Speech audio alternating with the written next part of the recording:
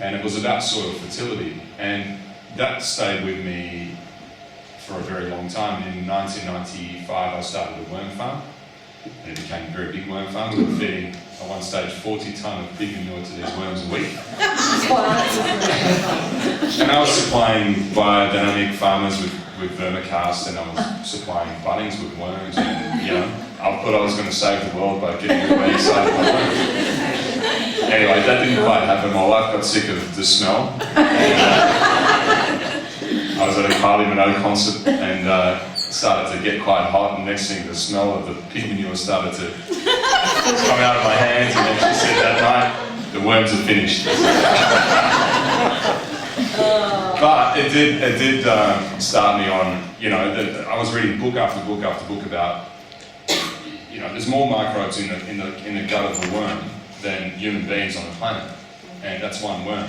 Wow. So when you start realising, and we know nothing about any of this stuff, like back in 1995, the scientist was claiming that he understood 6 of the 13 bacteria. Well, now we know that there's hundreds and possibly thousands of types of bacteria. But the point really is that we know nothing about it, and yet we, as human beings, think that we can just chop and change and heat milk up, and then suddenly our bodies are supposed to be able to understand how to consume this stuff. And sometimes it takes a couple of generations before we realise that we can't digest this stuff properly, or people have allergies or problems with it. And it's lack of respect for primitive cultures is what's causing most of our problems today, whether it's fermenting grains properly or, we can't eat grains. It's like, what? We've eaten grains for thousands of years. What do you mean we can't eat them? Well, it's because we've bypassed the wisdom and the traditional way and preparations and methods, and even from the way that they're grown to the types and varieties that are grown. And it's the same with milk. We just think that we can bypass all these primitive ways that we've used, from soil fertility and not having too many animals on given land, and allowing the animals to have a break, and not putting so much pressure on. It's all about yield. And one of my friends who I took to, I haven't even told you this, but I took one of my friends to Simon's farm from Denmark, and he had 450 hectares, and he had 800 cows on 450 hectares. And the cows hadn't been out on grass for 4 years on advice from the bank, because the animals were losing too much milk walking around collecting the grass.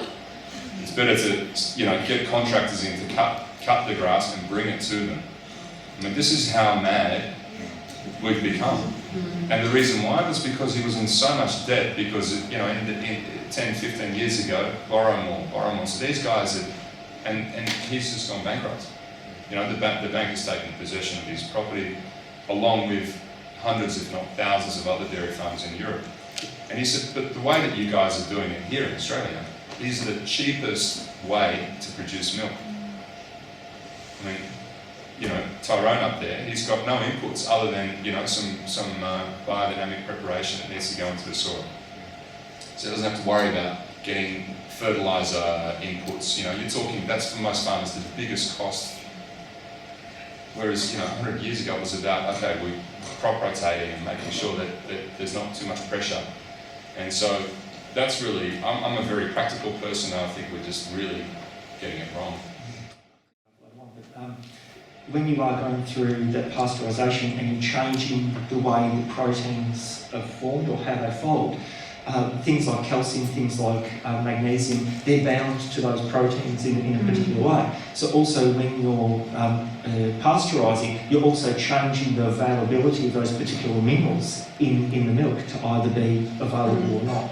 So they may test them and say, well, there's still calcium, there's still magnesium in it, but it's not necessarily in a bioavailable form that our body can uptake from it. So sometimes when you look at the literature and they look at the nutritional content, it may look very, very similar, but they may not necessarily be in the bioavailable forms. Right, so that's the important, that's the crux. That's the crux of it. Yeah, right. Because sometimes also when you're looking at how people react, the human body is also very adapt to, or our immune system is very adapt to reacting to things. And we have two parts of our immune system. We have our specific immune system, which deals with all the antibodies and it's very specialised, and then we have our non-specific immune system. And when the product is being pasteurised, and you might have varying levels of contamination in there, the pasteurisation process actually doesn't filter or take those bacteria out, essentially it just kills them. So during that killing process, those bacteria essentially burst and they release their internal components as well as their outside components. And our immune system is very adept, or even our non-specific immune system, in recognising certain markers on those cells. And then what will happen is that a person might be drinking the milk that may have had a very high initial bacterial count in it. They burst open, the person might drink it. And the non-specific response is inflammation-producing mucus trying to get it out of the system. So quite often you'll see people who are drinking milk and they'll go through periods of they can tolerate it, then they can't tolerate it, they can tolerate it, they can't tolerate it.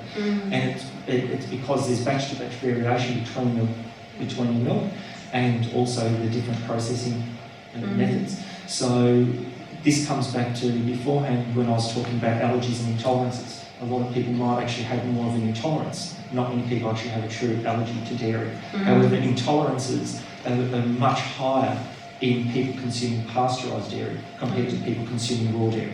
We do hear that a lot, that people that think they're lactose intolerant and then they drink raw milk and they have no problems. I know that Anna is one of those people. Well, milk also has lactase enzyme in it, which actually naturally helps you degrade the milk. So once again, if you're pasteurising, you're taking out that capacity. Once again, your body, it's sort of a bit short-changed in that regard. From a protein perspective, when you are applying heat and you're changing the structure of them, sometimes the proteins can be damaged in such a way that they almost become almost like plastic block in a way. So we sort of talk about these things as being plastination, sort of reaction types of things. Okay, right. Where's